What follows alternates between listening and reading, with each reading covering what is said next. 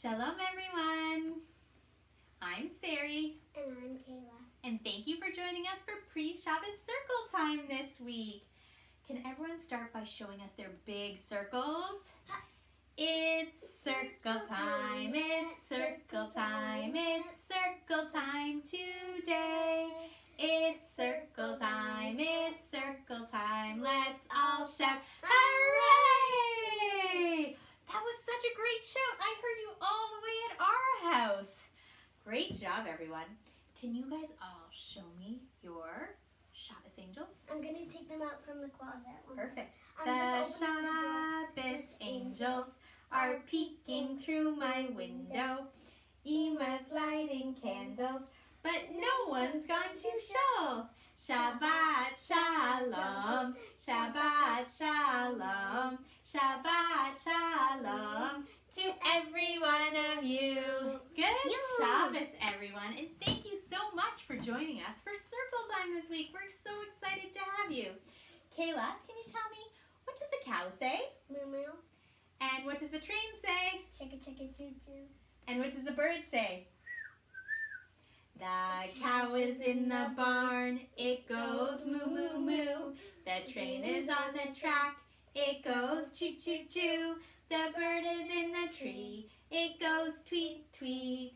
All are saying Moda ani lefanecha. Melechai v'kayam shehechazarta bi. Nishmati b'chemla rabba emunatecha. Great singing, everyone. I think this Shabbos we're going to start by making some challah. Can everyone get their big spoons out? Let's mix the sticky batter. Watch it rise and grow. Time to do a mitzvah and pinch off a piece of dough. Braid and braid a challah as neatly as you're able. Slide it in the oven, then on the Shabbos table. Let me save a bracha. And then we get to eat it. Yay!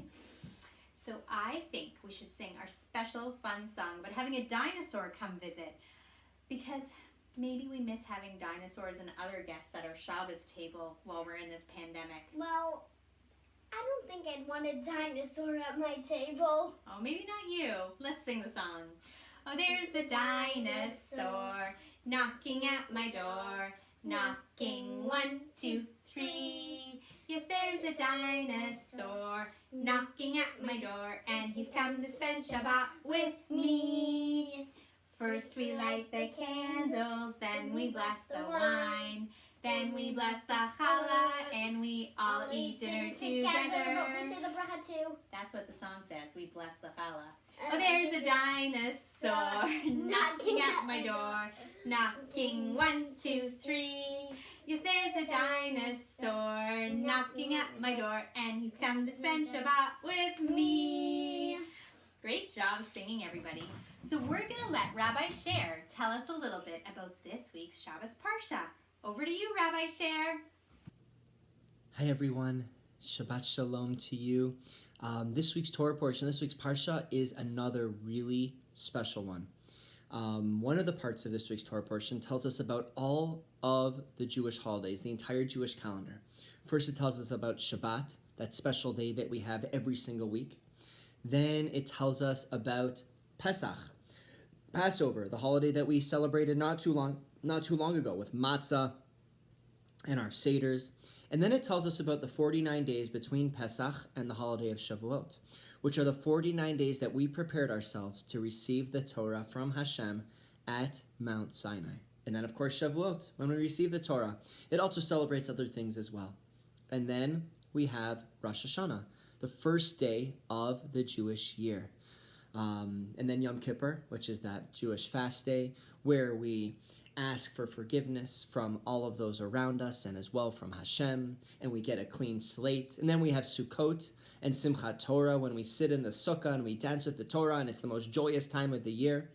And that is what Parshat Emor tells us about, that entire Jewish calendar, all of the holidays that we can find in the Torah. Of course, there are other holidays, but those didn't come around till a little bit after the Torah was given. I'm going to miss seeing you in shul this week. But please, as usual, when you say Adon Olam, please give me a virtual high five or a virtual handshake. And Shabbat Shalom. And I'm thinking about all of you. Thank you so much, Rabbi Scher. Right now, Kayla and I wanted to share a super fun book with you. Kayla, can you tell them what's the name of this book? It could always be worse. Now, this is a great book because it is about what happens when it is really, really crowded in a house.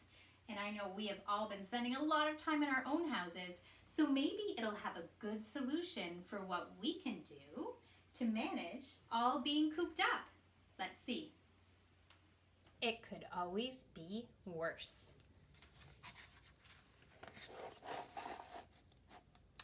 Once upon a time in a small village, a poor, unfortunate man lived with his mother, his wife, and his 6 children in a little one-room hut. Because they were so crowded, the man and his wife often argued. The children were noisy and they fought.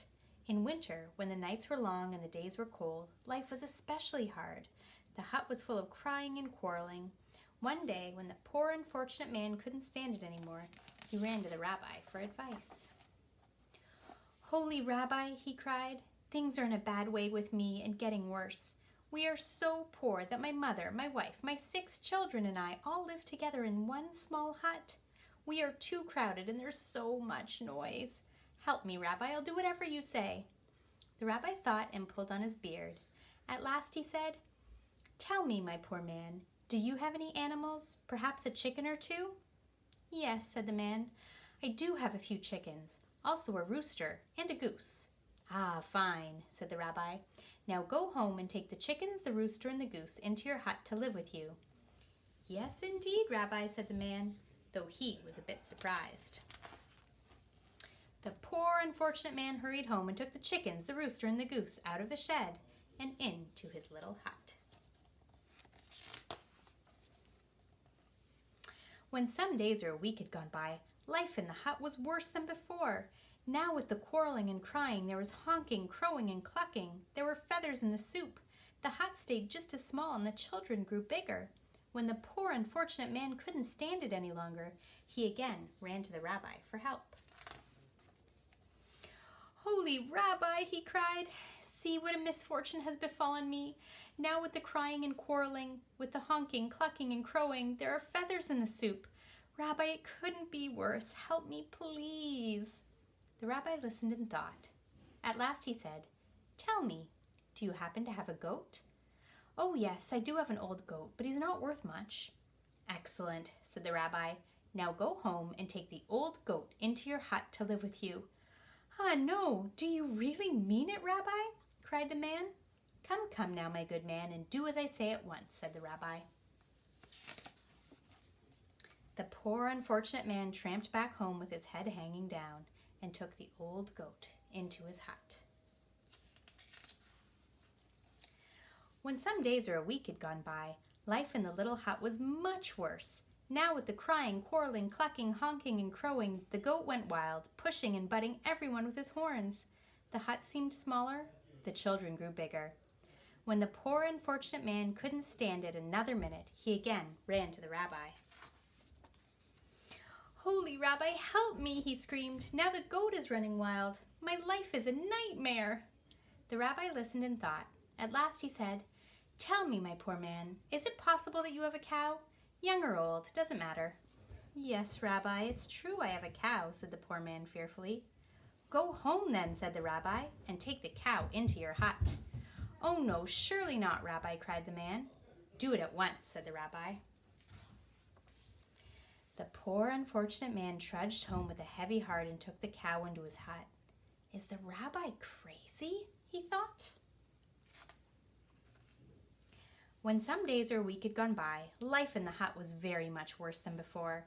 Everyone quarreled, even the chickens. The goat ran wild. The cow trampled everything. The poor man could hardly believe his misfortune. At last, when he could stand it no longer, he ran to the rabbi for help. "Holy Rabbi," he shrieked, "help me, save me. The end of the world has come. The cow is trampling everything. There is no room even to breathe. It's worse than a nightmare." The rabbi listened and thought. At last he said, "Go home now, my poor, unfortunate man. and let the animals out of your hut." I will, I'll do it right away," said the man.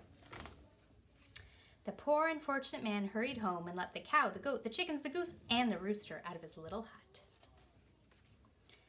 That night, the poor man and all his family slept peacefully. There was no crowing, no clucking, no honking. There was plenty of room to breathe. The very next day, the poor man ran back to the rabbi. "Holy Rabbi," he cried, "you have made life sweet for me. With just my family in the hut, it's so quiet, so roomy, so peaceful. What a pleasure." What a fun story. So do you think it would help us feel better if maybe we brought a chicken and a rooster and a goose and a goat and a cow into our house? They could sleep in your room. No, I would not want them in our house, especially not during COVID, because it would be very also noisy and we wouldn't be able to sleep, and they would probably be knocking over the kitchen table. Probably. So, Kayla, can you tell everyone, what have we been counting every day since Pesach? The Omer! That's right. And do you know what happens when we're finished counting the Omer? We get Shavuot, and that means we get to eat ice cream. That's right. And what are we celebrating on Shavuot other than being able to eat ice cream? We're celebrating a special gift Hashem gave us. The Torah! That's right. So we're going to introduce a special guest star on this week's Pre-Shabbos Circle Time. Kayla, can you tell them who is our special guest star today? She's Elisheva, and she's the world's most famous pop star, and she's going to sing about the mountains in the Torah. Excellent. Over to you, Elisheva. I am a mountain so very tall, I can reach way up to the sky. The Torah should be given on me, and I am the tallest can be. You see, oh no, I am a mountain so very wide, I can reach from side to side. The Torah should be given on me, 'cause I am the widest can be. You see, I just stood there and said, I know I'm not tall, I know I'm not wide. The Torah can't be given on me, 'cause I am the smallest can be. You see. Thank you so much, Elisheva. That was awesome. Can I get everyone to stand up with me and Kayla? And we're going to sing a song celebrating getting the Torah. Who can jump so high? And who can clap so loud? Torah, Torah, Torah, Torah, Torah, Torah, Torah, Tziva lanu Moshe. Torah, Torah, Torah, Torah, Torah, Torah, Torah, Tziva lanu Moshe. Mora Sari kehilat Yaakov, Mora Sari kehilat Yaakov, Mora Sari kehilat Yaakov, Torah tziva lanu Moshe. Great job, everyone. Now let's all sit down. Can everybody show us your quietest fingers? Twinkle, twinkle, kochavim, way up in the shamayim. If we say Shema tonight, everything will be alright. Twinkle, twinkle, kochavim, way up in the shamayim. Can everyone cover your eyes for Shema and say Shema with Kayla and I? Shema Yisrael, Adonai Eloheinu, Adonai Echad.